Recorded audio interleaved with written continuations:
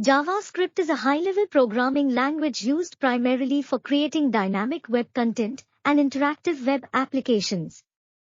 JavaScript was developed by Brendan Eich, a programmer who worked for Netscape Communications Corporation in the mid-1990s.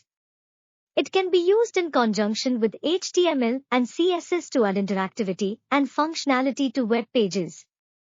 JavaScript code can be executed on the client side, in the user's web browser, or the server side, on the web server. Some popular JavaScript frameworks and libraries include React, Angular, and Vue.js. With its versatility and wide range of applications, JavaScript is one of the most widely used programming languages in the world today. Don't forget to subscribe. Happy learning!